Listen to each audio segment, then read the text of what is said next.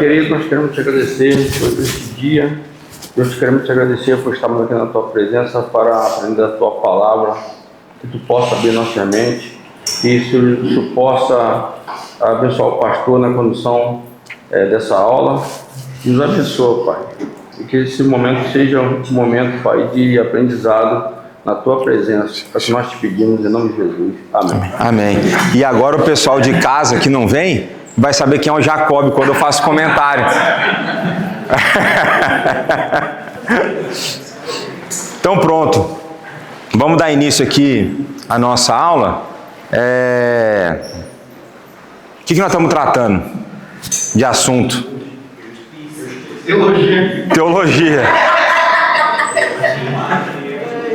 Teologia, verdade. A gente falou, semana passada a gente falou de justiça, mas dentro de qual contexto? Então, o ser humano como imagem de Deus, e a gente começou a fazer explorar algumas aplicações, e uma delas que nós aplicamos foi sobre justiça, né? O que mais que a gente viu? Porque justiça é um negócio muito amplo, né? O que a gente viu?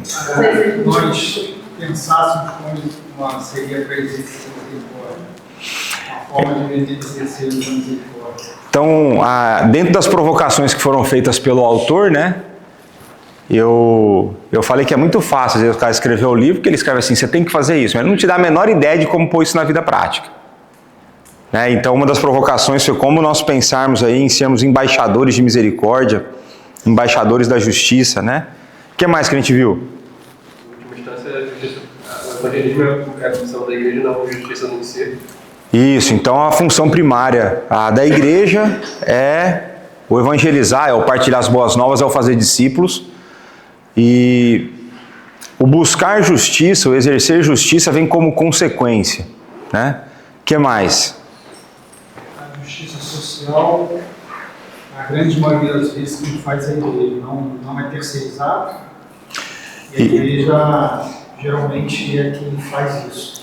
Isso, então quando a gente pensa no desafio de aplicar, né, ou de lutar por justiça num mundo que é injusto, ainda que existam muitos que tentem tomar para si a pauta da justiça social, a gente viu que não existe possibilidade de justiça apartado de Deus, porque Deus é a fonte da justiça, né? A justiça é estabelecida por Deus, e uma vez que a pessoa busca justiça fora do parâmetro divino, o que ela comete? Injustiça. Vai ser o pecado, mas ela vai fazer uma injustiça. Por mais que a intenção dela seja boa, por mais que ela tenha identificado corretamente o problema, se a fonte para buscar a solução não for a correta, a solução vai ser errada. Então a gente viu isso de que a gente tem alguns desafios, né, de sermos embaixadores contra a injustiça. A gente viu que a gente corre o risco de politização, certo? A gente viu lá até o Paul Tripp falando, e eu acho que ele deu umas épocas, deu umas escorregadas mesmo. A gente viu como isso hoje em dia está muito em pauta. A gente viu Deus como a fonte de justiça. A gente viu o ponto que o Bibiano trouxe. Uma outra coisa que eu trouxe para vocês é de que um dos melhores conselhos que eu recebi do meu antigo pastor é de que nós não somos redentores. Nós não somos o Messias. Então a gente também não vai dar conta de resolver os problemas do mundo todo. Mas Deus vai colocar problemas e circunstâncias ao nosso alcance. E aí a gente tem que atuar. Eu até fiz aquela reflexão, né? De que se a gente começar a ouvir todos os tipos de problema e injustiça que existem no mundo, e se a gente for querer colocar nos nossos ombros a solução desses problemas, a gente não vai conseguir dormir em paz. A gente não vai conseguir ter sossego, a gente não vai conseguir ter um minuto de lazer, a gente não vai conseguir ter um minuto de descanso. E isso está relacionado com o fato de que a gente vai tentar exercer uma responsabilidade que não é nossa. E uma vez que não é nossa, toda vez que você faz uma coisa que não é tua função, e você faz de maneira errada, isso gera sobrecarga, gera desgaste, e no pior de tudo, você faz mal feito. Normalmente vai ser essa um pouco da consequência. nós vimos que um outro problema, um outro desafio é não abandonar a causa, porque pelo facto de existirem grupos que sequestraram essa causa. Então, por exemplo, dentro da igreja, a gente deve combater a injustiça contra as mulheres. Ainda que o feminismo diz que faz isso, mas ele não faz. Então o feminismo sequestrou essa pauta. Se você não é feminista no pensamento médio de hoje, se você não é feminista, você nunca está querendo o bem da mulher. Estou certo ou estou errado? Ou seja, é um sequestro de pauta. Existe um grupo que abraçou isso. Agora, existem injustiças cometidas contra mulheres no mundo? Sim, sem dúvida. Eu não tenho a menor dúvida disso. Agora, a solução para essas injustiças está no feminismo? Não.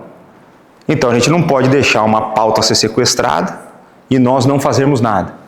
Então a gente vai ver isso com outras questões, com a questão econômica, com a questão racial, enfim, existem várias aplicações, várias possibilidades para isso. E por fim, lembrar que a gente vive num mundo caído e que esse mundo, até que Jesus Cristo venha mais uma vez, vai ser marcado por injustiça. E aí, qual o exemplo que eu dei para argumentar esse ponto?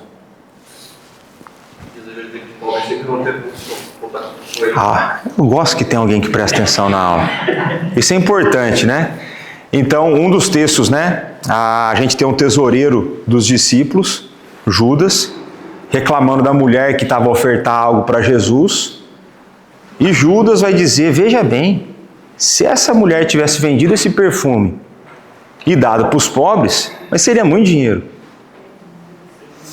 Aí Jesus fala, veja bem, eu estou aqui agora, os pobres vocês sempre terão convosco. E aí o evangelista vai deixar claro lá na história ainda que o tesoureiro desviava dinheiro. Qualquer semelhança com os nossos dias não é mera coincidência. Então você tem um tesoureiro desviando dinheiro, dizendo que preocupa com o pobre. Rapaz, mas é a história se repetir, né? Então Jesus deixa claro que enquanto o mundo for afetado pela queda, enquanto o pecado agir no mundo, enquanto a corrupção do pecado estiver presente, não existe a possibilidade de não haver injustiça. Então, veja, entendam bem o que eu vou falar. Existe um sentido, quem aqui já ouviu a expressão enxugar gelo? É exato. Então, num certo sentido, a gente está em enxugar gelo. Você vai atuar, vai ser usado por Deus para agir em algum tipo de problema, mas outros problemas vão continuar a existir. Outras situações, outras cenas continuarão a existir. Então é mais ou menos isso que nós vimos na semana passada. E aí, agora a gente sai do Paul Tripp e a gente vai para um negócio mais sólido doutrinariamente. E eu comecei a pensar, e aí vai ser a última sessão em termos de aplicações, porque eu não quero transformar as nossas aulas de teologia em somente aulas de aplicação.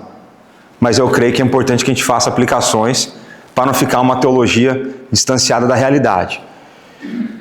E uma das coisas que eu estava a pensar, e na maneira de aplicar a doutrina do homem, a doutrina da imagem de Deus no homem, e na maneira como isso impacta a forma como nós nos relacionamos, qual parte da Bíblia vocês acham que me vem à mente? Relação com o próximo e tal. Os 10 mandamentos. Existe uma divisão, entre aspas, nos 10 mandamentos, certo? Ou não? Não existe uma categorização dos 10 mandamentos? Qual que é?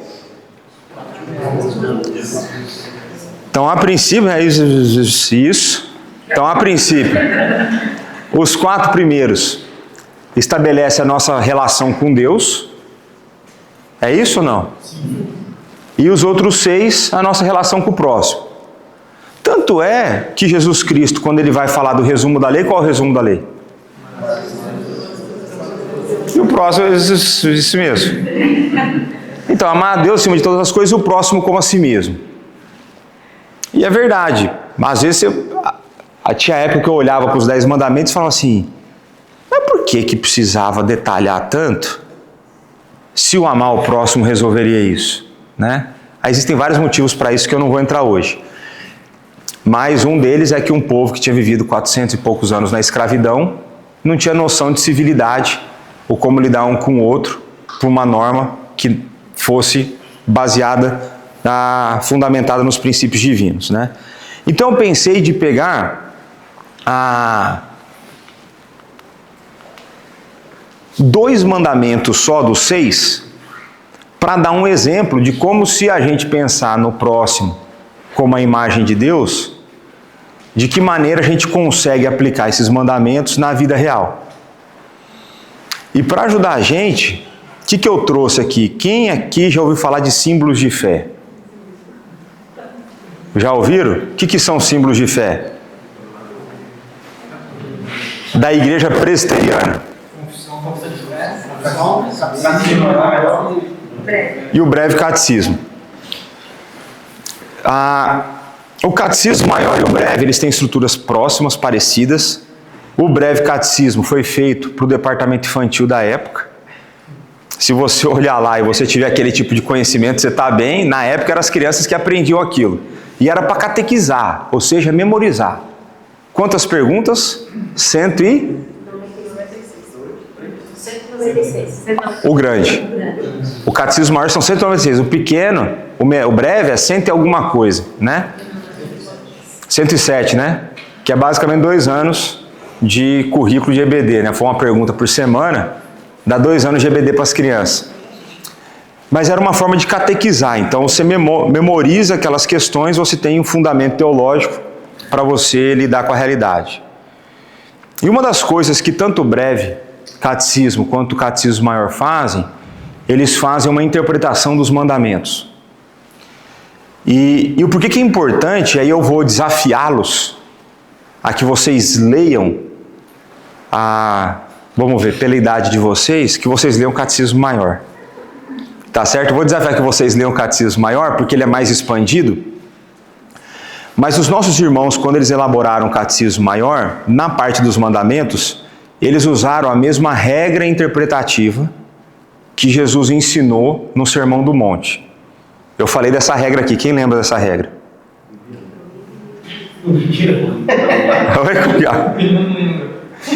O que proíbe, o que inibe, o que estimula e o que proíbe. Mas é aquela ideia quando Jesus faz o comentário acerca do adultério. E ele vai falar, olha, se você desejou no coração, você já adulterou. O adultério não é só a consumação do facto, é o desejo do coração. Então os nossos irmãos do passado vão pegar essa maneira de interpretar, porque nós não entendemos. Alguns, veja como que é importante voltar aqui um passo. É importante a gente ter essa ideia de continuidade entre os testamentos. Então existem irmãos nossos que vão dizer que quando Jesus faz esse comentário, ele acrescenta significado no mandamento. Então até aquele momento, adultério era só vias de facto. A partir daquele momento, Jesus introduziu um novo sentido na lei. Na minha percepção, isso está errado. O que Jesus está a mostrar é a maneira como sempre deveria ter sido interpretado e eles não perceberam. Então, o problema sempre foi no coração e nunca apenas somente as vias de facto. Então, a partir dessa regra hermenêutica, dessa regra interpretativa, eles vão pegar e tratar todos os 10 mandamentos. Eles vão falar o que é o mandamento e vão dar fundamentação teológica para isso. Vai ter as referências bíblicas que vão justificar isso. Depois eles vão falar o que é estimulado e o que é proibido. E eu resolvi pegar 2 desses, né? E aí o primeiro deles, na pergunta 134, então se você for procurar no seu catecismo maior, vai estar lá por volta da pergunta 134, vai voltar um tantinho ali para começar no primeiro mandamento. O 6º mandamento é? Não matarás. E aqui você sabe que o não matarás significa o quê? Não assassinar, não fazer de forma premeditada, porque a gente percebe, na lei, existem provisões para que você mate uma pessoa de maneira legal diante de Deus. Soa ruim do jeito que eu falei, né? Soa ruim. Mas existem circunstâncias em que é requerido da pessoa que, para preservação de alguma outra vida, a outra vida seja tirada. Então, uma das provisões na lei, qual que é o exemplo que eu sempre dou aqui? Quando tem o cara que entra na sua casa. Legítima defesa. Então, quando você vai ler lá na Bíblia, vai dizer o seguinte, olha, se o sol estava no céu, então você não tem o direito de matar. Você vai ter que dar um outro jeito de abordar a cena, porque o cara invadiu a sua propriedade, mas você não sabia o tamanho do risco. Porque você sabia o tamanho do risco porque estava na luz do dia, você viu o cara, ficou tudo resolvido. Agora, se foi depois das 6, se fosse no horário de inverno agora, depois das 4h30, 5 horas, se o sol já tivesse se posto, entrou na casa, mata. Então você vê que a ação é a mesma, mas a cena ao redor muda. Então você tem ali, em proteção da sua família, você tem não diria o direito, eu diria a obrigação de matar, né? Então tem um vídeo muito interessante do pastor Augusto Nicodemos, quando ele vai no Palavra da Vida, e aí fazem uma pergunta para ele sobre essa questão de porte de arma ou direito de legítima defesa e tal, e ele falou assim, olha, pela fé eu morro, pela família eu mato. Então existem coisas que a gente não tem o direito de matar por, então, por exemplo, a igreja não tem o direito de fazer cruzadas. Porque pela fé a gente não mata, a gente evangeliza. O que vai evangelizar ainda mais é o exemplo, como os nossos irmãos na Nigéria, de serem decapitados, serem torturados e tudo mais. Pela fé a gente faz isso. Agora tenta encostar o dedo na minha esposa e ver o que eu faço com você. Eu vou ser tomado por uma adrenalina, meu amigo. Que, dependendo do dia, talvez eu jogue no seu time, brincadeira, né? Mas eu vou ser tomado por uma adrenalina e eu vou dizer, que eu tive numa situação dessa uma vez, em que eu tinha a chance real de defesa. Não quando eu fui assaltado, o cara estava com o revólver na minha cara, né? É impressionante o que tomou conta do meu ser, né? Se eu não fosse crente, eu ia falar que eu fui possuído, mas eu não fui. Eu não fui, porque crente é habitado pelo Espírito, isso não acontece. Mas pronto, então a gente sabe que essa ideia de não assassinar, né? Agora vamos ver o que os nossos irmãos colocaram. Quais são os deveres, então, exigidos no 6º mandamento? Então, se você está pensando em não matar, é tirar a vida de alguém, certo? Mas pode ser a própria vida também. Então, olha só. Os deveres exigidos no 6º mandamento são todo empenho cuidadoso e todos os esforços legítimos para a preservação de nossa vida e de outros, resistindo a todos os pensamentos e propósitos, subjugando todas as paixões e evitando todas as ocasiões, tentações e práticas que tendem a tirar injustamente a vida de alguém por meio de justa defesa dela contra a violência. Então existe uma forma que intencionalmente a gente tem que combater aquilo que é injusto. Então tudo que eu puder fazer para preservar a vida, eu vou fazer. Resumindo, quando que você tira a vida de alguém? É quando não tem mais nenhuma outra possibilidade. Mais ou menos isso que ele está dizendo aqui. Por paciência em suportar a mão de Deus, sossego mental, alegria de espírito e uso sóbrio da comida, bebida, remédio, sono, trabalho e recreios. Então o que ele está dizendo? Se você não é paciente em suportar a mão de Deus, você está em descumprimento do não matarás. Porque de alguma forma você está se estressando de um tal jeito que a sua vida está sendo afetada.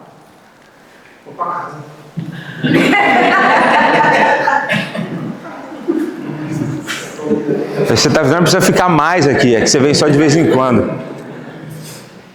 Então você vê, né, ó, uso sóbrio da comida. Por quê? Glutonaria é você tá a se matar. Quando você come mais do que você deve, você está a prejudicar a sua saúde.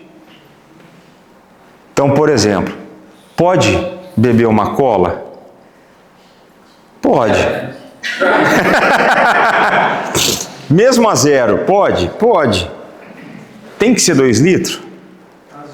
Não. No mutirão também não. Né? Tô tentando economizar para o próximo mutirão, né? Qual foi a maior despesa? Foi Pladur? Não, foi cola, né? Mas o fita cola não. O refrigerante mesmo, né? Mas então, ó. Bebida, remédios, sono, trabalho e recreios. Vê que interessante. Ao mesmo tempo que a vida cristã demanda esforço máximo, ela também demanda descanso. Então, uma vez eu fui questionado, falei, pastor, como que eu concilio? E não faz muito tempo que foi esse questionamento, não. Eu falei assim, como que eu concilio? Porque tem hora que parece que o senhor manda uma mensagem que é meio paradoxal, meio o sinal, aí eu estou falando nas minhas palavras, né? Tem hora que o senhor fala de descansar em Deus e tem hora que o senhor fala de se matar de trabalhar. Qual que é? Eu falei, as duas coisas. Você se mata no tempo que você está acordado e você dorme, mas também não é para dormir 12 horas, né, velho? Não dá. Dormir de 6 a 8 tá bom. Menos de 6 já começa a complicar. Aí você já começa a estar o uso errado do sono, você deixa descansar, você começa a se matar. Você quer ver um exemplo que falta de sono mata? Pega pessoas que trabalham um turno da noite. Rapaz, é igual o JK. É 50 anos em 5. A pessoa envelhece, não é, Roberto? O Roberto tem 35 anos, ele fazia turno noturno na polícia.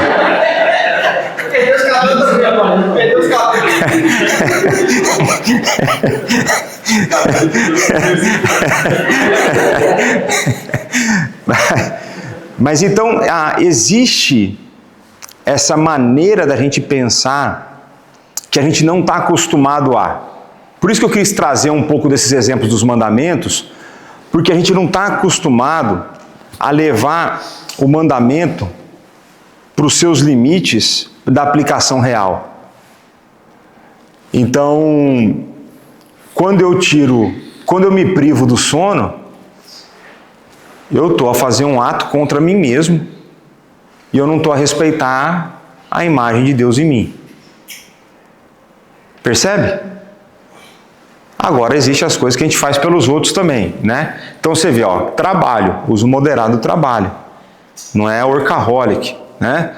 Recreios. Então, ele está falando de lazer também. Então, existe uma forma que o excesso de lazer é um problema. Aí ele vai continuar. Então, pensamentos, caridade, compaixão, mansidão, benignidade, bondade, comportamento, palavras pacíficas, brandas, cortês, a longanimidade, prontidão para se reconciliar, suportando pacientemente, perdoando as injúrias, dando bem por mal, confortando e socorrendo os aflitos e protegendo e defendendo o inocente. Veja que você vai ter que... Não, isso aqui não. Volta. Pronto, vamos ver aqui. Tá. Então você vê que a maneira de você preservar a vida vai envolver você ter pensamentos caridosos, amor, compaixão, mansidão, benignidade. É fácil aqui? Fácil. Ó, esse aqui, ó. Esse aqui é para cônjuge. Prontidão para se reconciliar. Não é? Tem que ter. Tem que ter. É prontidão, né? É, suportar pacientemente, perdoando as injúrias. É fácil? Então lá, dando bem por mal. Essa é a parte que é dura, né, meu? Dando bem por mal. É o cara te tratar mal e você trata bem. A pessoa comete injustiça contra você e você vai e faz o bem para ela. Então aqui, ó, o volume de referências bíblicas para justificar essa resposta. Então depois, quando você for ler, você lê todas as referências bíblicas. Eu estou aqui só para fazer a provocação. Então agora, quais são os pecados proibidos? Até agora, a gente só falou daquilo que é estimulado por. É estimulado, você fazer o bom uso das coisas. Agora vamos ver o que é proibido. O que é proibido? Tirar a nossa vida ou de outrem. Exceto no caso de justiça pública, guerra legítima ou defesa necessária. Então aqui ele dá a interpretação correta do não matarás. Certo? Então, na nossa versão em português fica não matarás, não transmite a ideia toda, né? Aqui eles fazem a correção. A ira pecaminosa, o ódio, a inveja, o desejo de vingança, todas as paixões excessivas e cuidados demasiados, o uso imoderado de comida, bebida, trabalho e recreios. Então, se um ser estimulado a usar do jeito certo, o outro ele é proibido de você fazer o excesso. Então aqui que entra a parte do proibido é a glutonaria. No outro está falando assim, se alimenta de maneira adequada. Aqui, recreios, você pode pensar, cuidar da saúde, através de atividade física, é estimulado nenhum.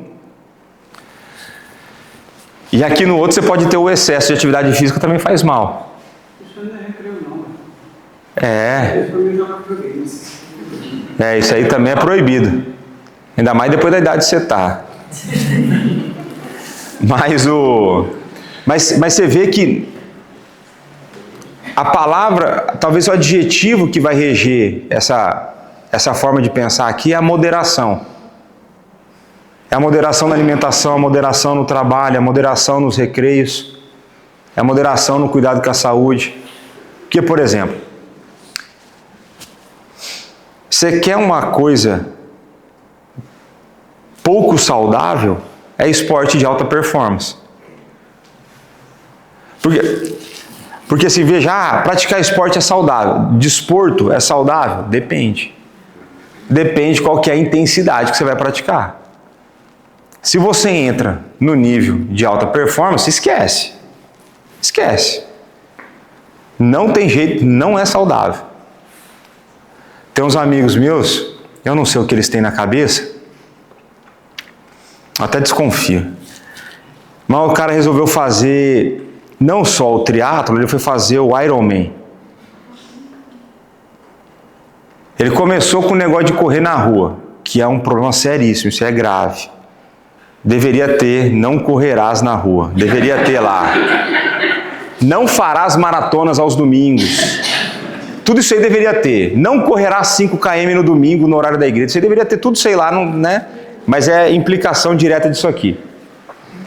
O cara começa com esse vício, né? Ele entra na droga leve, depois ele vai aumentando. E aí eu tenho um amigo meu que começou, aí ele foi para maratona, fez a primeira maratona, falou, mas não é o suficiente. Aí fazer triatlo. Não é triatlo. É tipo, não lembro se são 7 nadando, é 100 alguma coisa pedalando, e depois no final 42 correndo. O que você tem que fazer? Esse cara, ele não está com um problema real na vida dele. Ou ele está fugindo do problema. Né? Ou ele está fugindo do problema, meu. Vai, corre, pedala 100 km, né, e tal. Ó, se você pensar, se somar a maratona, mais a pedalada e mais a natação, chega ali em Pombal, meu. Em Leiria, sabe? Tipo, meu, é um... E de carro já cansa, tem dia, né? Não tem como, o ser humano não foi feito para isso. Não foi feito. Aí começa a dar dor no corpo, começa isso por quê? Porque você está desgastando o seu corpo de uma maneira que não era para ser. Né? Então, depois você me fala, um jogador de futebol profissional que nos 40 anos não tenha dor no corpo, mas sim, dor real. Que não tenha 300 cirurgias, que não tenha... São raros, meu. São raros, né? Tinha esse seminarista também era meio dos avessos, né? Tinha um seminarista lá quando eu fazia faculdade, que ele falava que não fazia esporte porque ele nunca viu gente morrendo virando espeto. Mas esporte ele já tinha visto vários. Então ele ficava fazendo churrasco que dava mais certo, né? Mas pronto. Então vamos lá, ó. O que mais que quebra o matar? Palavras provocadoras, opressão, a contenda, os espancamentos, os ferimentos e tudo que tende à destruição da vida de alguém. E tudo isso está relacionado com o facto do próximo e nós sermos feitos à imagem de Deus. Uma vez que nós somos a imagem de Deus, a gente tem a necessidade de cuidar bem daquilo que Deus fez e prezar pela vida do próximo, que foi feito também à imagem dele. Então, na sequência da aula, vai ser provavelmente na semana que vem, a gente sempre fala muito da imagem de Deus, e uma das coisas que eu sempre falo da imagem de Deus, que é aquela ideia do cumprimento dos 3 mandatos, Mas eu vou trazer outros elementos que também estão relacionados a essa imagem, E parte disso, talvez uma coisa para você pensar, como que pode ser o descrente imagem de Deus? Quando a gente pensa num descrente como imagem de Deus, o que aquilo representa? O que daquilo que ele tem como imagem de Deus ele consegue exercer ou não? A gente precisa pensar sobre isso. A gente vê na próxima semana. Léo, quando se fala em justiça social no slide anterior... Aqui não fala em justiça social, fala só em justiça. Mas vou... Justiça pública, desculpa. Justiça pública, não injustiça. Justiça. Isso. Pública. A ideia é do Estado poder estabelecer uma pena de morte, por exemplo. Eu vou além disso. Então, por exemplo, eu tenho a tendência, eu sou inclinado a perceber que pena de morte é algo bíblico. Dentro dos parâmetros que a Bíblia impõe, de partida a gente tem Gênesis 9, aquele que tira a vida do homem, a sua vida será tirada, está lá Gênesis 9. Mas a ideia de justiça pública vai além da pena de morte, porque a pena de morte ela pressupõe um processo legal, jurídico, de defesa, vai ter a ampla defesa, vai ter réu, vai ter isso, acusação, aquela coisa toda. Agora, vamos pensar... Eu vou entrar nessa polêmica. Vamos pensar na operação que aconteceu no Rio de Janeiro. Então você teve o Estado, então a polícia é um braço do Estado, estabelecido para manter a ordem, certo? E dentro das prerrogativas do Estado, das leis, da Constituição Nacional, aí pensando no Brasil, está a prerrogativa de que o policial, em determinados tipos de circunstância, ele tem que fazer o quê? Puxar o gatilho. Certo? Dentro do cumprimento da lei. Então, se ele vai... Vou pegar um exemplo mais fácil do que a operação do Rio de Janeiro. Eu gostava muito de ver vídeo da polícia nos Estados Unidos. Então o cara vai lá e dá a voz. Fala, para aí, abre a janela do carro. A pessoa não abre. Aí ele repete de novo, abre a janela do carro. Fala, não vou abrir. Por que você está me parando? Você não tem o direito. Abre a janela do carro. Aí ele foi lá e fez os 3 avisos que ele deveria fazer, por exemplo. Não sei se são 3. Mas nesse vídeo, por acaso, são múltiplos. A partir do momento que ele esgotou as possibilidades de meios pacíficos, ele precisa entrar com outro recurso menos pacífico, que é a força. O que esse camarada fez? Estourou o vidro, arrancou a mulher quase que pela janela, já tacou ela no chão, já meteu o algema e pronto. Você desrespeitou a minha voz, a sua autoridade, e a lei tem que valer. No Rio de Janeiro, similar. Entrou a operação, entrega o fuzil. Não entregaram. Não tinha pedras próximas. Aí, eles fizeram o recurso das armas. Quando você olha isso, quando você lê Romanos 13 fala que o Estado tem o poder da espada. E a única leitura que eu aprendi na minha vida, que eu vi em filme, eu nunca vi espada sendo usada para outra coisa, a não ser matar. Espada não é para passar manteiga no pão, não é para dar um tapinha no bumbum, não. A espada é para matar. Então o Estado tem o direito, dentro das leis, de maneira justa, considerando crimes, não de maneira injusta, né? Como acontece em outros locais, mas de maneira justa, ele tem o direito de fazer a justiça pública e isso pode envolver a matar, né? Então você já participou de operação que chegou lá, teve troca de tiro. Aí você recebe o tiro, você faz o quê? Taca flores. Como, né, vários outros têm instruído, flores e livros, que é isso que resolve o problema. Aí depois que você faz isso, aí você tem o direito a sacar sua arma.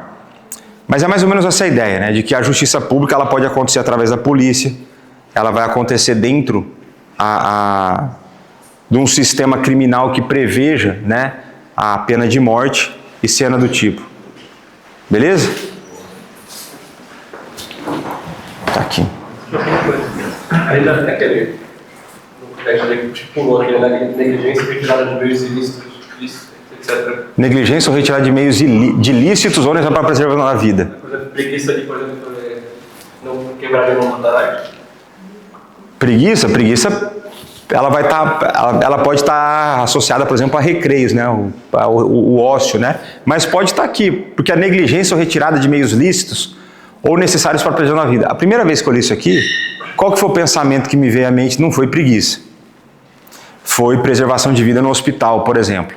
Não estou a falar que é só isso que se aplica, mas foi uma das formas que eu pensei. Há outras formas que a gente pode pensar de meios lícitos ou necessários para a preservação da vida. Oi? Político corrupto é uma boa. Uma vez que ele se apropria indevidamente de recursos que deveriam ir, por exemplo, um sistema de saúde. Isso é uma das formas, né? E agora a preguiça eu acho que ela encaixaria em outra coisa. Ela poderia ser todas as paixões excessivas, né? Paixão excessiva por fazer nada, por ser vagabundo. Não é? Que a preguiça é mais ou menos isso, né? Não é o prazer, mas você não sofre com isso. Não, né? É só para saber. Porque no mutirão você trabalhou bem. Mas ele sofre com isso, Vlad? Ó, hoje a Isabel perdeu o lugar.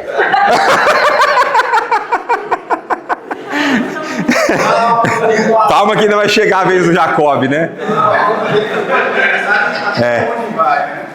Mas engraçado que você trouxe esse tema, né? Porque a primeira vez que eu li, nesse trecho que você trouxe, eu não pensei nisso.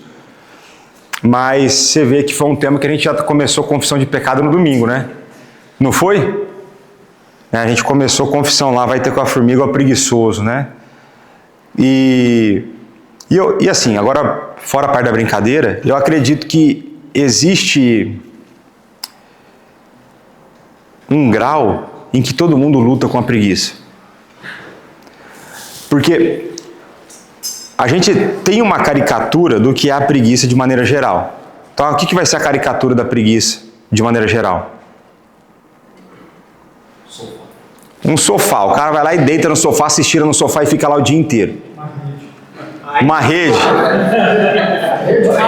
Aí virou quase geográfico já, né?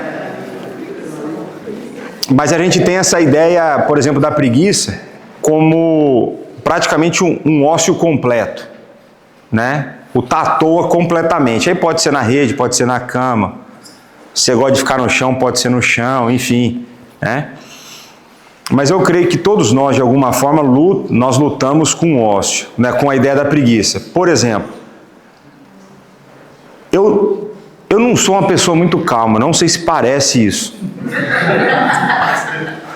Assim, no sentido, eu às vezes sou meio agitado.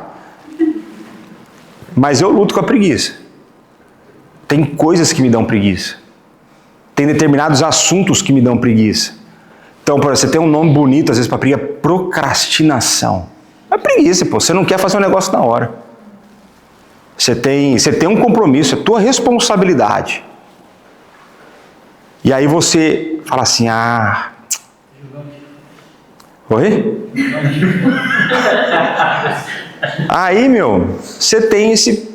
Então, eu vejo que você pode ter a caricatura, o meio mais, assim, o exemplo mais clássico da preguiça, né? Mas eu acredito que a preguiça ela vai entrar em várias outras coisas. Né? Existem maneiras mais disfarçadas que a gente não entende como. E aí cada um vai usar um rótulo para se esquivar dessa responsabilidade. Né? Mas eu luto muito com a preguiça. Tem algumas coisas que eu não gosto de fazer. Não gosto. Esses dias estava conversando com um adolescente, ele falou, pastor, mas eu não tenho vontade. Eu falei, meu filho, você acha que na minha vida eu faço as coisas que eu tenho vontade? Tem, por exemplo, eu gosto de dar aula e gosto de pregar, mas nem sempre eu gosto de preparar. Agora eu preciso preparar? Preciso. Vai ter ver que eu não gosto. Tem semana que eu não estou afim. Tem semana que eu não estou com vontade. Tem semana que eu estou cansado. Eu tenho opção? Não tem, porque domingo eu vou ter que estar aqui. A não ser que Deus tire minha voz e tal, mas fora isso eu vou ter que estar aí. Teve uma vez, né, Natan? E não foi ócio essa. Mas... Então eu vejo que o nome bonito que deram hoje, né, o nome eufemístico, né, procrastinação, é uma forma de preguiça. Você está evitando fazer um negócio, você está barrigando fazer um negócio. Aí tem várias coisas que eu barrigo. E aí a luta é a minha luta constante. Aí vai lá, Marco. Voltando essa questão aí do... Da preguiça? Não. Ou da matação? Da justiça pública? A gente viu lá no Antigo Testamento, lá em Deuteronômio, olho por olho, dente por dente, mão por mão, pé por pé. Jesus vai e fala, dando a ideia de que seja o contrário. Isso às vezes não pode transmitir uma ideia de que muitas pessoas, inclusive, falam que Jesus é um Deus de amor, que não pode existir. As pessoas vêm com esse argumento baseado nessa passagem que tem lá, acho que se não me engano, no Sermão do Monte, que Jesus fala sobre isso. Tá. Lidaria com essa situação. Tá. Uma coisa importante para a gente pensar é que toda vez que a lei ela é dada, ela nunca é dada para você exercer com as suas próprias mãos. Então existe um método, inclusive no Antigo Testamento, vai ter um processo para que aquela lei seja aplicada. Né? Então acho que esse é um ponto importante que pode estar em questão na maneira como Jesus explica aquilo. Né? Na maneira de você não exercer aquilo com as suas próprias mãos. Tanto é que ainda vou chegar lá nesse dia, em João 8, é um texto controverso, mas é o texto da mulher adúltera, em que o que Jesus fala para ela lá? Então estava no ponto da execução, certo? Então a mulher foi encontrada culpada do adultério, e aí a pena para o adultério é o que? Apedrejamento. A mulher está lá, todo mundo sabe que ela é adúltera. O que Jesus fala? Que não tem pecado que atire a primeira pedra. E aí depois Jesus fala assim, se ninguém atirou, não vou atirar também, vai e não peques mais. O que Jesus quis dizer com quem não tem pecado atire a primeira pedra? Mas então a pena de apedrejamento nunca teria sido cumprida em nenhum momento da vida. Então existe um monte de controvérsia em cima desse texto, e uma delas é da crítica textual. Talvez eu comente quando eu for pregar sobre isso. Mas a melhor explicação que eu tive até hoje desse texto é que o pecado que Jesus estava a se referir não era o pecado na vida, mas era pecado no processo que estava a acontecer. Porque ele falou que eles foi com o intuito de pegar Jesus. Mas mais do que isso, o processo era errado. Porque em caso de adultério, quem deveria ser apedrejado? Os dois. Quem que estava lá? Só a mulher. Então, essa foi até hoje para mim a interpretação que eu achei mais adequada, que é, quem de vocês nesse processo não tem pecado? Vocês estão a acusar o pecado da mulher, mas vocês não trouxeram o homem que vocês sabem quem é para ser apedrejado. Agora, esse mesmo Jesus, ele vai dizer em uma passagem, eu não vim trazer paz, eu vim trazer espada. Eu vim dividir famílias. Então a gente tem que tomar cuidado para não ler o texto fora de contexto. E veja, Jesus também não foi aquele que veio criando guerra entre todo mundo. Mas a fé que salva e transforma, ela pode gerar separação de facto. Se a gente pegar os nossos irmãos muçulmanos, é separação de família. O cara, no momento que ele assume a religião, a fé em Cristo para a família, ele deixa de ser filho e passa a ser inimigo e perseguido. Então, nesse sentido, Cristo trouxe a espada ali, né?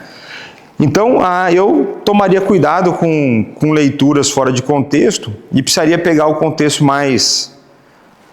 o contexto da passagem para fazer essa aplicação melhor, né? E quem se apropria da passagem que diz de dar a outra face para não agressão.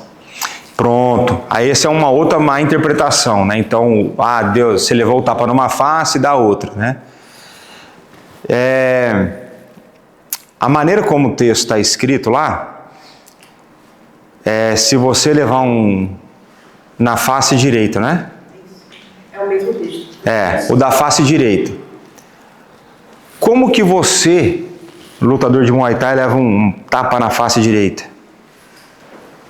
Como eu levaria? De que maneira eu te aplico um golpe na face direita? Já com um direto na cara. Não, vai ser com a mão esquerda.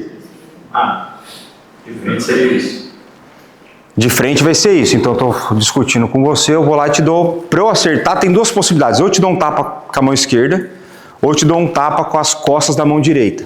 Sim. Certo?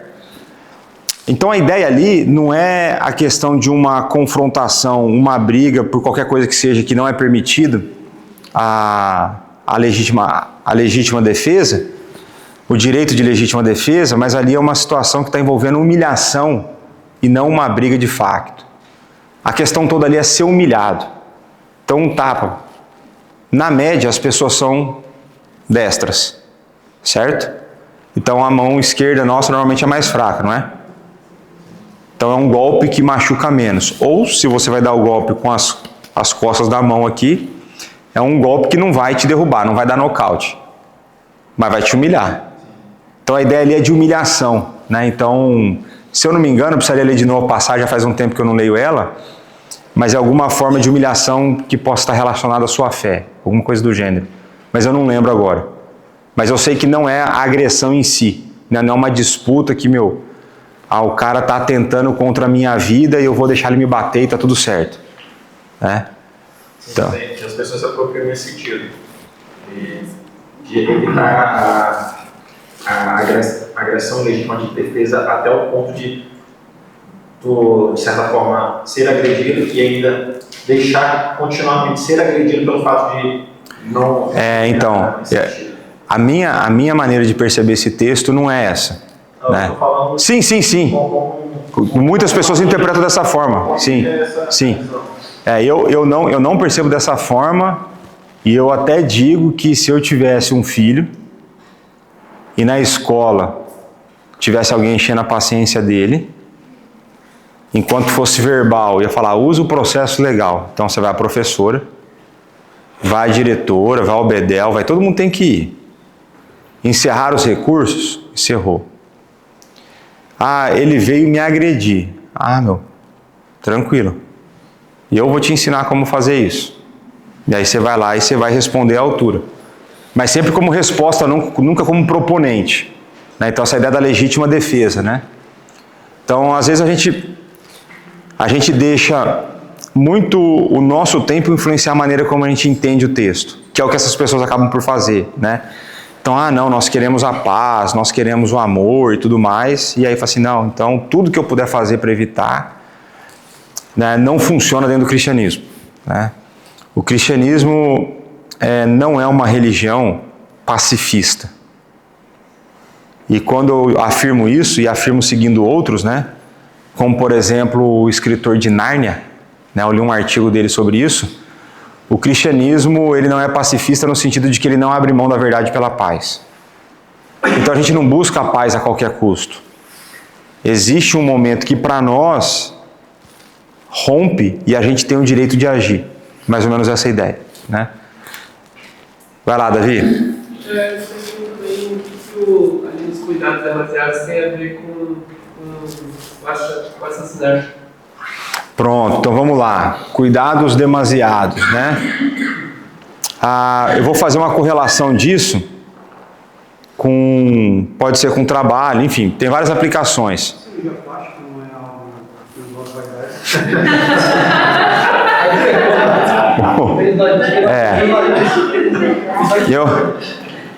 Eu tenho meus pontos quanto a esse tipo de procedimento, né? Mas a ideia aqui, vamos tentar pegar qualquer coisa. Quando você fala em cuidado demasiado, é cuidado excessivo. Ok? Se é excessivo, vai demandar de mim excesso de preocupação. Eu já não vou estar na minha normalidade. Então eu não estou a confiar em Deus, eu estou a confiar na força do meu braço, eu vou me desgastar excessivamente, e quando eu desgasto excessivamente, eu estou a prejudicar minha saúde. E aí, por conta disso, eu quebro não matarás, porque você acaba por cair, por exemplo, cadê? Use moderado, cadê aqui? Uai, onde que está a falta de sono?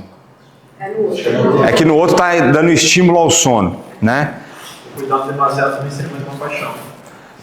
Pode ser uma manifestação de alguma paixão. Então, porque normalmente, aquilo que você deposita muito da sua atenção é algo que você gosta.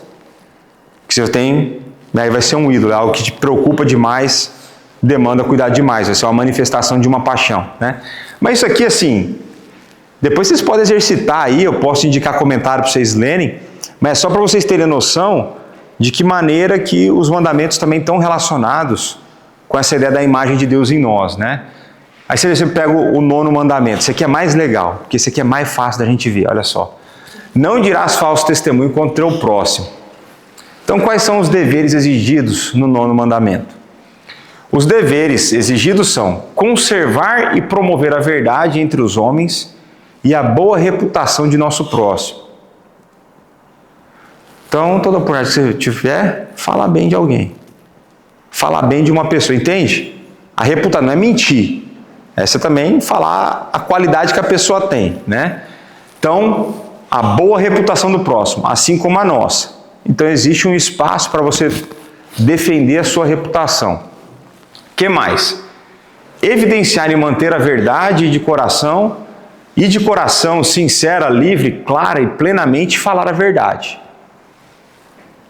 Somente a verdade. Em questões de julgamento e justiça, em todas as mais coisas, quaisquer que sejam. Considerar caridosamente os nossos semelhantes. Amar, desejar e ter regozijo pela sua boa reputação. Quantas vezes você já conheceu alguém que tinha prazer de falar bem dos outros?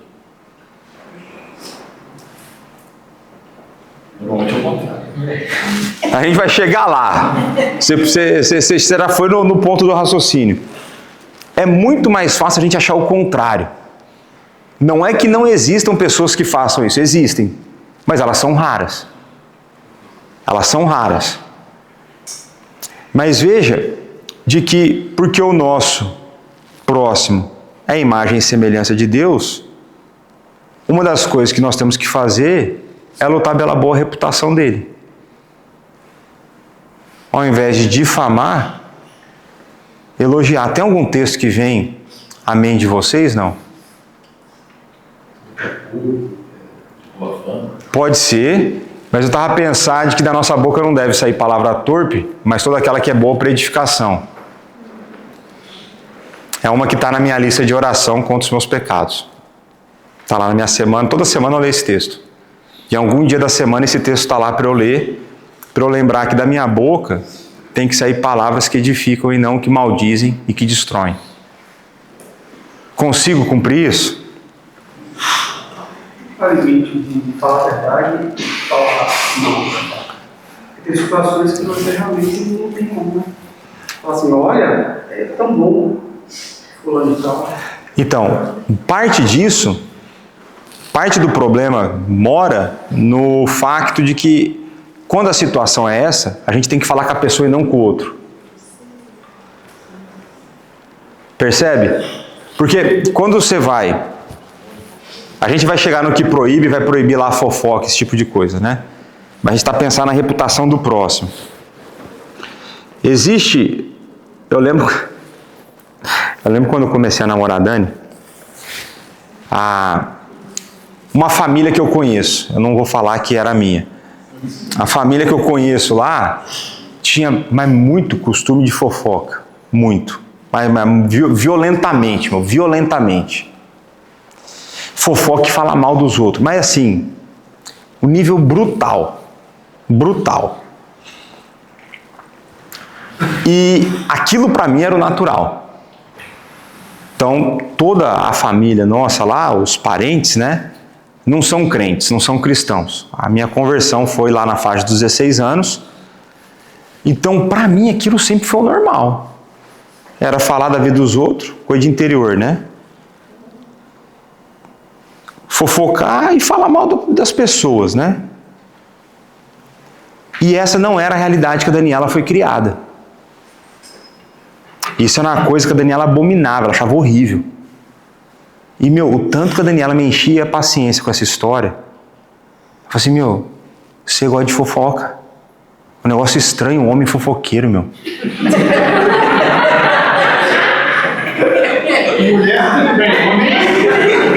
Mulher pode, né? Tô brincando. E ela tinha razão mesmo. E eu creio que essa foi uma das coisas que melhoraram absurdamente na minha vida. No sentido de que hoje eu tenho tranquilidade de que as pessoas contam coisas para mim, eu não conto para ninguém. Parte da minha função demanda eu saber guardar segredo até da minha esposa, da vida dos outros. Então, se a pessoa vem para mim, olha, eu tenho um problema aqui, eu quero falar com você, ninguém pode saber. Eu falo, mas nem minha esposa vai saber. Tanto é que agora já praticamente parou, né? Mas no começo eu chegava da reunião do conselho, e aí, como que foi a reunião? Foi boa. Tá, mas e aí? Foi muito boa. Resolvemos várias coisas. E é isso, E teve cena que às vezes uma pessoa chegou para a Dani e falou assim, não, eu sei que você já está sabendo disso. Ela falou, sabendo do quê? Disso? Falou, não. Ah, mas o Léo sabe, mas o Léo não me conta. Por quê? Porque eu dou a minha palavra. Mas teve uma época que não era assim, Depois da na época minha namorada me humilhar constantemente nessa área, na época de casado também, e aí eu vi que depois Deus trabalhou nisso, Mas muitas vezes o que a gente faz e aí um dos argumentos que eu falava para ela é o seguinte, assim, você gosta muito de falar mal dos outros. Eu falo assim, não falo mal, eu falo a verdade. Agora a verdade é dura com a pessoa, eu não tenho culpa. Que era um dos argumentos que eu usava. E é verdade, tem gente que não tem como você falar bem. Não tem, mas tem gente que não tem. É difícil. Você tem que vasculhar muito a vida da pessoa para você achar a coisa boa. Tem gente que é assim. Eu não vou ficar dando exemplos aqui, públicos, porque senão eu vou falar que, não vou ficar dando. Mas tem gente que você vai lá vasculhar, não acha. Aí pronto. Só que ao mesmo tempo a gente não deveria se envolver nesse tipo de conversa. A pessoa não está presente, que normalmente é nessa cena que acontece. Não é com a pessoa presente, que na pessoa presente falta coragem. Então você não tem que falar nada, você tem até que sair da conversa. Uma vez eu fui procurado, falei, seguinte, tem um grupo de pessoas que toda vez se reúne para o pior, não para o melhor, parecendo o Corinthians. Quer falar mal dos outros. Qual é a orientação? Confronta as pessoas para elas pararem de fazer isso. E não participa da conversa, quando começar você sai. Você dá o seu alerta e sai. Então não é que necessariamente você é obrigado a falar bem até quando não tem coisa. Mas um dos grandes pontos aqui é você não falar mal. E se você tem algo para falar mal da pessoa, Mateus 18 vai recomendar para você dizer na cara dela. E isso é uma coisa importante que a gente tem pouco desenvolvido no nosso meio. E eu já falei para várias pessoas aqui na igreja isso, que toda vez que você não fala para a pessoa um pecado dela, ou alguma coisa que ela é ruim, sei lá, você não está a dar para essa pessoa a oportunidade dela se arrepender do pecado que ela está a cometer. Você priva... Levar em consideração também Mas veja, preguiça. Aí, ó, é outro pecado. Aí você cometeu 2. Aí nós vamos começar a fazer o contagem aqui. Já foram 2, só nessa daí, ó. Mas existe o lance de, primeiro, o cara é um pecador, a pessoa é um pecador, né? Ela pode ter uma visão completamente distorcida de uma pessoa, geral para bicho, Léo, tu é preguiçoso. Percebe? E isso ser algo ofensivo, que não vai ajudar em nada, não vai servir para nada, e por aí vai. É só um pensamento que você não matou direito e fala besteira. Obviamente existem os casos reais. É por isso que você também não pode ser precipitado no falar. Sim. Mas, veja, tanto é que você não participou da classe de novos membros depois que eu cheguei, que a gente fez alguns ajustes. E um dos ajustes que eu fiz, eu coloquei uma aula, o que é ser membro. O que é ser membro da igreja. E parte dessa aula é só tratar os versos, os textos conhecidos nas Sagradas Escrituras como os uns aos outros. Então tem vários que vida em comunidade, vida em igreja pressupõe várias coisas. E esses uns aos outros, um deles é você confrontar as pessoas em amor. Então não deveria existir dentro da igreja espaço por orgulho para eu não ser confrontado. Ao mesmo tempo, eu não posso ser prematuro na maneira como eu elaboro a minha visão do que a pessoa faz. E vai ter um pedaço desse negócio aqui que vai falar exatamente isso. E às vezes, ao invés de eu confrontar o pecado, eu posso perguntar para a pessoa qual que era a intenção dela com aquilo. E você pode pegar e falar, veja bem, a maneira como eu percebi estava me dando essa ideia aqui. Você consegue ver da mesma maneira? Porque a gente é chamado a ter uma vida de maturidade espiritual em que se o meu objetivo é ser mais parecido com Cristo, eu quero que o próximo seja mais parecido com Cristo, não vai ser evitando confronto de pecado por preguiça, que as coisas vão melhorar. E veja, dá preguiça confrontar a pessoa, porque é cansativo, meu. É cansativo. Mas você não tem.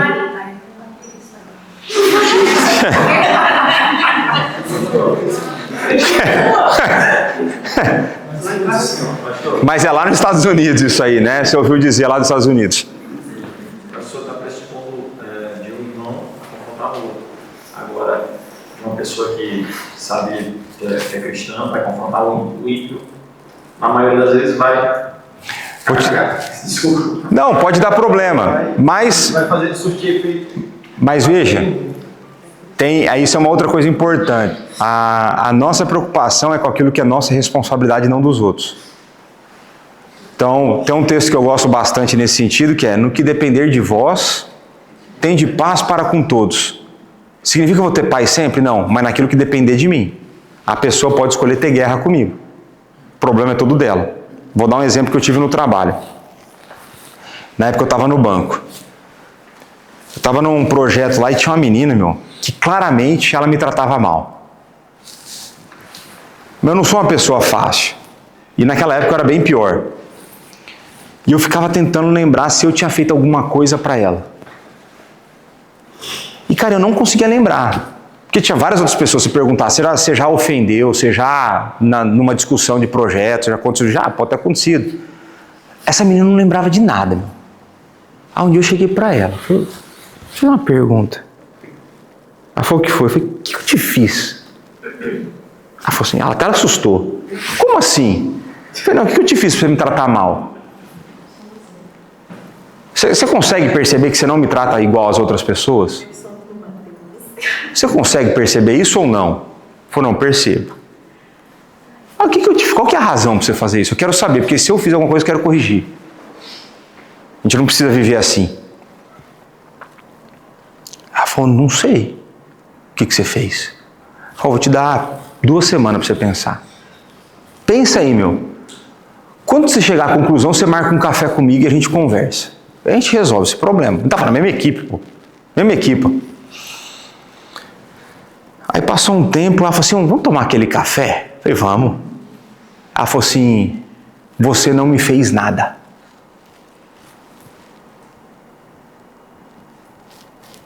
Eu falei, então qual que é a razão para você me tratar do jeito que você me trata? Eu falei assim, agora eu vou te ajudar. Eu acho que eu sei o que aconteceu. Ela falou o quê? Eu acho que você tomou dores pela fulana de tal. Porque a fulana de tal é sua amiga E teve um dia que ela fez um negócio lá que ela foi desonesta comigo. Ela combinou um negócio comigo, foi pelas minhas costas e me lascou com a minha gerente. Só que eu fui e falei na cara dela. E aí, por conta disso, ela ficou com raiva de mim. E ela botou a culpa das não cumprimentos de meta dela na minha conta. E você pegou raiva por tabela. Foi, é isso mesmo, você fez ali. Falei, então é o seguinte, já que eu não te fiz nada, e a pessoa que fez tudo isso, inclusive, nem está mais aqui no banco, cara, a gente não precisa ser amigo, mas só me trata bem. Eu não te trato mal. Eu acho que você é uma pessoa extremamente competente e tal, a gente não precisa ser amigo. A gente trabalha junto, pô. Ela falou, não, você tem razão. Pronto, era ímpia, menina descrente, e fui e fiz. Então existe muito na maneira também como a gente entrega a mensagem, né? Muitas vezes a gente quer que o resultado seja bom, a gente entrega a mensagem igual uma bomba atômica também, né? Então tem que orar, pedir sabedoria e escolha de palavras, né? Mas a gente sempre vai ter que tomar cuidado, porque a outra pessoa é feita à imagem de Deus, ela tem uma reputação, e a gente não pode destruir a reputação da pessoa. Não é a nossa função. Então, ao invés de você se juntar à roda dos escarnecedores, você tem que se juntar à roda dos esclarecedores. Você tem que sair dessa roda. Tá falando mal? Você não tem que tomar parte. Não toma parte. Eles têm razão no que eles estão a dizer? Talvez até tenha. Agora é muito melhor você ir lá e falar na cara da pessoa. É o que a Bíblia vai recomendar você fazer, né? E eu prefiro ser transparente nesse sentido, porque evita muita canseira. Evita muita canseira. Então nós somos chamados a falar a verdade. Só que existe a verdade e o lugar que eu tenho que dizer essa verdade. Então se a verdade é uma confrontação de pecado contra alguém, eu tenho que confrontar essa pessoa. E não se me juntar à roda de vários outros que estão a falar mal dela. Vou dar exemplo de quando eu cheguei aqui na igreja. Uma coisa que eu tinha certeza que ia acontecer era pessoas não iam gostar de mim. Isso é normal. Por quê? Porque é fácil não gostar de mim. Eu convivo comigo tem... Veja, eu convivo comigo tem 41 anos. É fácil não gostar de mim. E o que eu falei para a igreja? E falei repetidas vezes. Vou prometer algumas coisas para vocês. O que eu vou prometer? Eu vou prometer desilusão. Eu vou decepcionar vocês. Eu vou pecar contra vocês. Eu já estou prometendo de partida. Não é que eu quero, mas eu vou. Eu vou porque sou o que sou, né? Um homem afetado pela queda. Agora, ao mesmo tempo que eu vou fazer isso, eu quero que se eu fiz isso contra você, você venha falar comigo. Eu vou te poupar do pecado. Não fique a fazer fofoca de mim. Porque se você fizer fofoca, é Deus que vai contra você ainda. Você está mais lascado. Vem e fala comigo, fala na minha cara. Me dá a chance de eu me arrepender do meu pecado. Então eu vejo que dentro da igreja, a gente se priva demais, sem ter o direito de dar a chance das pessoas se arrependerem. Então já teve cena aqui que eu falei para a pessoa, você precisa ir lá e falar para a pessoa isso aí. Não quero, não sei o quê. Eu falei, meu amigo, você não está dando a chance para o seu irmão se arrepender do pecado que ele cometeu contra você. Você está errado. Simples assim, você está errado. Então, o não dar falso testemunho vai estar relacionado com o fato de você não se envolver em fofoca. Você não precisa mentir também, falar bem da pessoa mentindo. Aí você está falando mal de novo, né? Todo mundo vai ver que não é aquilo, né? Mas aqui, vamos dar aqui continuidade. Vamos lá. Regozijo pela... olha isso aqui. Entristecer-nos pelas suas fraquezas, encobri-las, mostrar franco reconhecimento dos seus dons e graças. Então, assim, encorajar a pessoa quando você vê coisa positiva nela. Você viu que ela tem qualidades, pô, encoraja, pô. Fala assim, não, vejo que você faz isso muito bem, meu. Né? Mas não pode ser assim, vejo que você fica muito bem no sofá. Também não pode ser essa daí, né?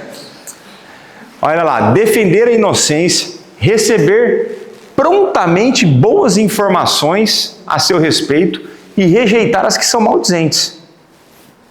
lisonjeadoras, que é aquele elogio para puxar saco, né? E caluniadoras. Prezar e cuidar da nossa boa reputação e defendê-la quando for necessário. Cumprir as promessas lícitas. Empenhar e praticar tudo que é verdadeiro, honesto, amável e de boa fama. Tudo isso tem a ver com não dar falso testemunho. Esses são os deveres exigidos. O que são os proibidos? Tudo quanto prejudica a verdade e a boa reputação do próximo.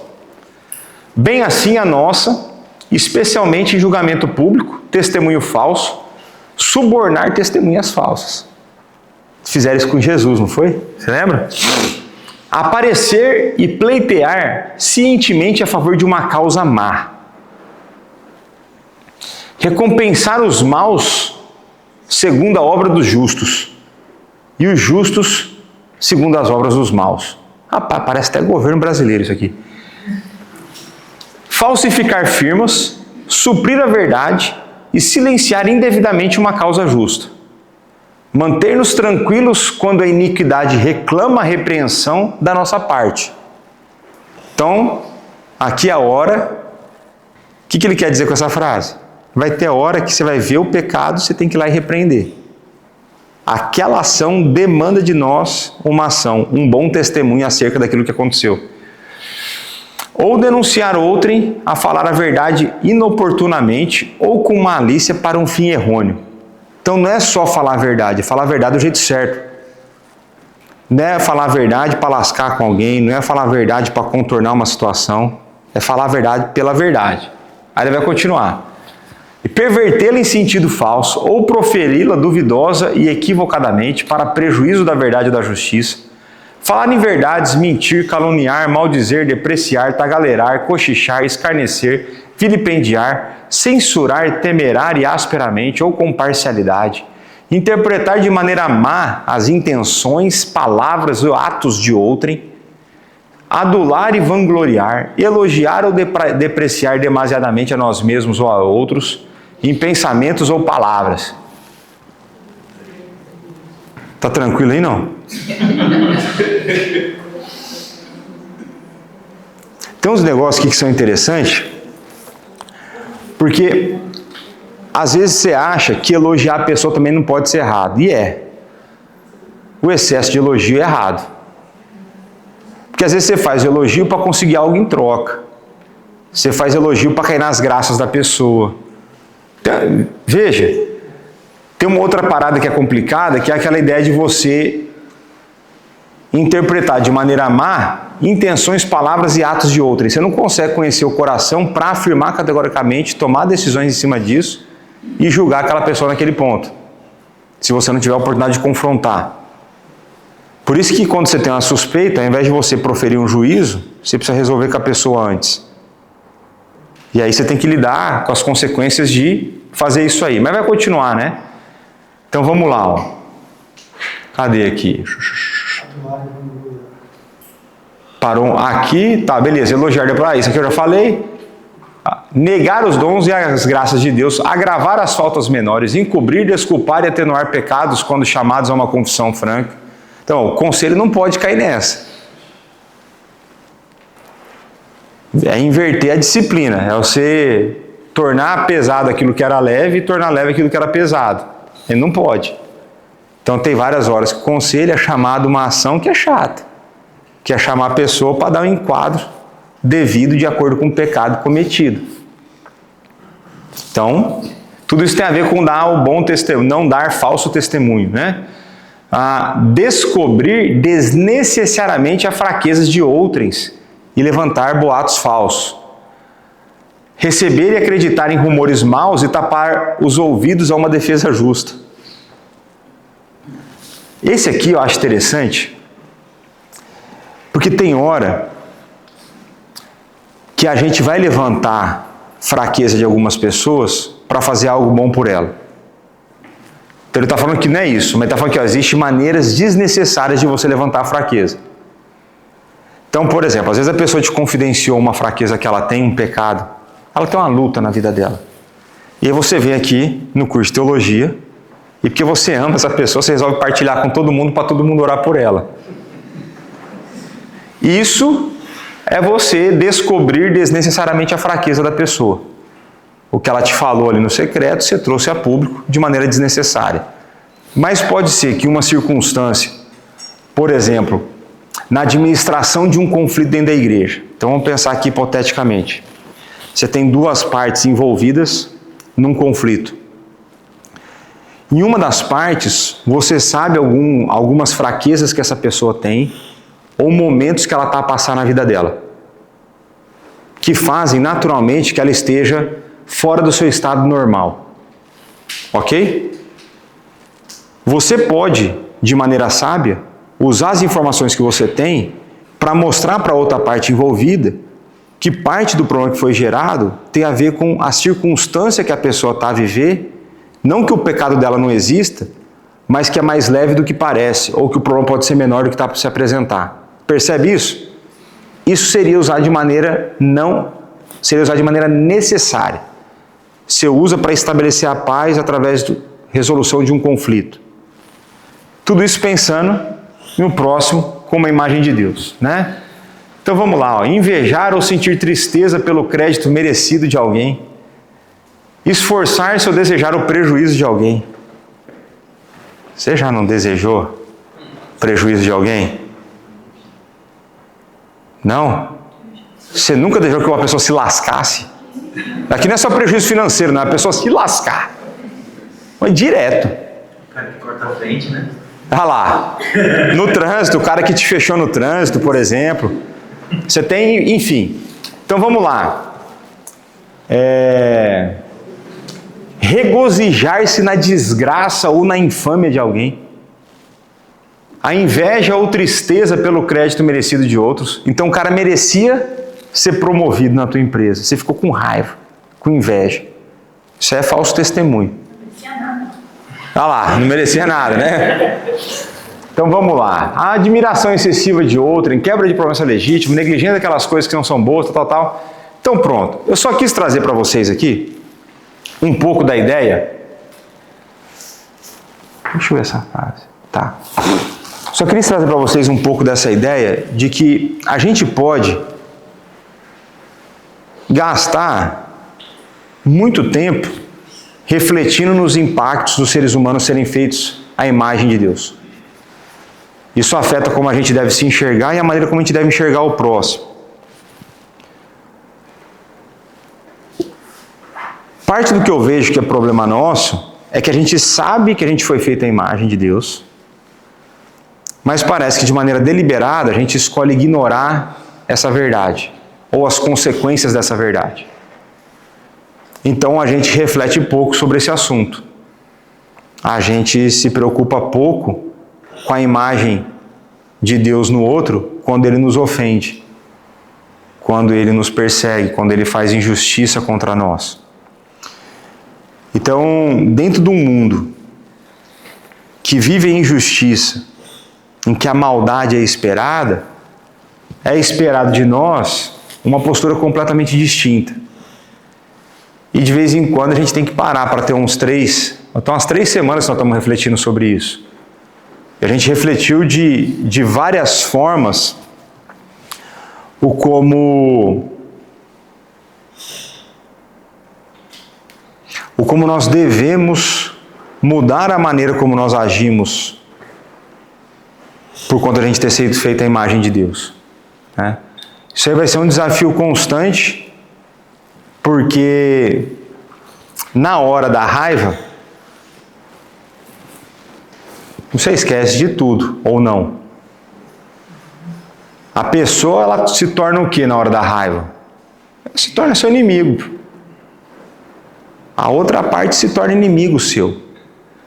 Se você entra no momento de raiva, você quer que a outra parte se exploda. E nesse sentido você desconsidera aquilo que existe de Deus naquela pessoa. E eu vejo que esse é um assunto sério, porque a gente pode ficar a pensar em várias aplicações mais dramáticas, como foi toda a questão da análise da injustiça que a gente fez, né? Tem impactos profundos dentro da sociedade e tudo mais. Mas eu vejo que existe um combate muito mais simples, em coisas menores, dentro do dia a dia da nossa vida, da vida da igreja. E eu vejo que, por exemplo, esse do falso testemunho é algo que a gente precisa combater, mas com muita intencionalidade.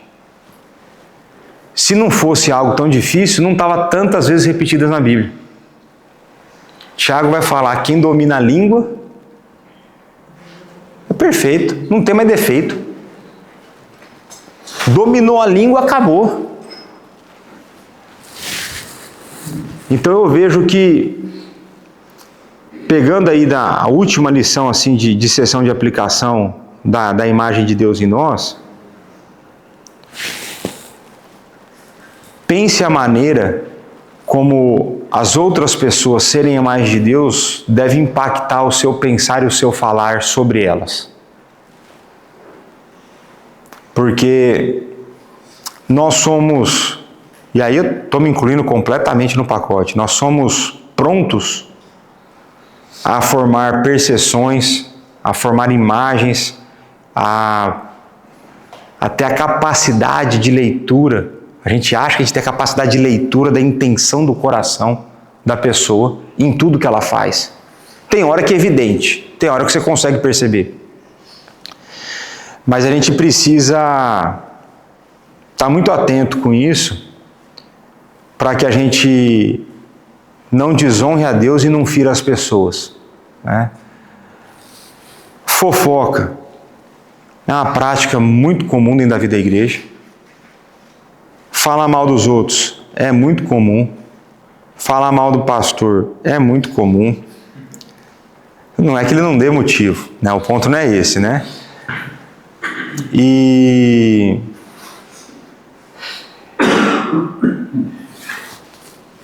eu creio que parte do nosso esforço, né, nisso, muitas vezes vai começar com os amigos que são mais próximos. Não porque a gente fala mal dos amigos mais próximos, mas porque com os amigos mais próximos a gente fala mais mal dos outros. As gêmeas riram, ó, então... E não é? Nos Estados Unidos. E agora pensa quantas vezes a gente se junta para falar bem dos outros. E aqui eu não estou fazendo discurso de paz e amor, estou falando de coisa bíblica. Assim, quantas vezes a gente para valorizar as pessoas? Parece até uma máxima do futebol, né? É muito mais fácil ser destruir do que construir, né? Então é muito mais fácil ficar na retranca e destruir os ataques do outro time do que você construir alguma coisa positiva para que sua equipa ganhe, né? Ganhe. Então, tenho essa doutrina, né? A doutrina da imagem de Deus no homem e no coração, para que o nosso agir, né, possa ser cada vez mais conformado com a maneira como Cristo agiu. Aí você pode pensar, mas teve várias horas que Cristo deu umas duras no povo. Eu sempre falo isso, mas ele conhecia o coração e a gente não consegue conhecer, né? Tem uma história que eu vou contar sem dar os nomes, mas teve uma reunião que eu participei em que uma pessoa fez críticas muito duras, mas muito duras para um grupo de pessoas, para um outro grupo de pessoas. E eu lembro que na hora que eu pedi a palavra para falar, eu falei que eu estava muito feliz de poder conviver com uma pessoa que tinha onisciência. E que uma vez que ela podia saber a intenção do coração de todas as pessoas, era um privilégio para mim estar com ele. E esse foi o começo da minha resposta, né? Mas a gente se esquece disso, né? E parece que a gente está dentro da igreja, e veja, eu nem estou explorando ainda fora da igreja. E parece que a gente está dentro da igreja como inimigos e não como irmãos. Parece que a gente tem adversário dentro da igreja e não irmãos. Isso é loucura. Pô, pode ser. Mas tem uns caras que diz que é crente e está falando lá mal do joio, também não devia. Né? E o sarcasmo? Encaixa ali, não encaixa? Depende da maneira como é usado, né? Porque é um excelente recurso oratório. É um excelente recurso de oratório o sarcasmo. senso de humor é parte da vida, né? Senão eu vou ficar mudo. Deus usou da Bíblia. Hã? Deus usou da Bíblia.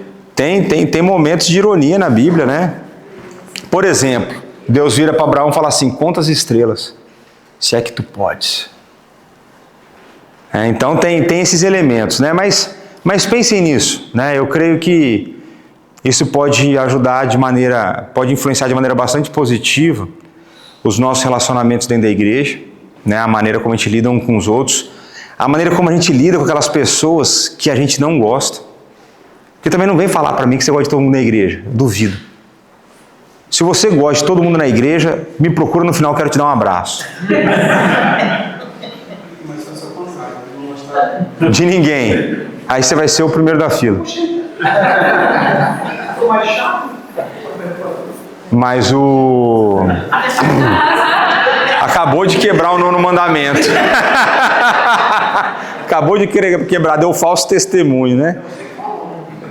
Mas é isso, né? Acho que a gente termina agora, de fato, a gente termina as sessões de aplicações.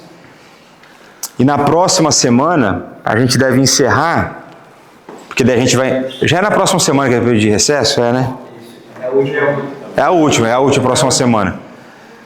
Que a gente eu vou encerrar essa parte da imagem de Deus apresentando Jesus Cristo como sendo imagem de Deus, no sentido de quando ele toma a natureza humana, né? E a maneira como o fato dele ter tomado a natureza humana e ele ser a imagem de Deus, a forma como isso deve impactar a nossa vida. De que maneira isso está relacionado com a nossa existência e com novos céus e com a nova terra, né? Eu espero que a gente consiga passar por isso na próxima aula. E a gente vai falar mais sobre isso. Então vamos orar para encerrar, que o tempo passou rápido. Falar mal dos outros passou rápido, né?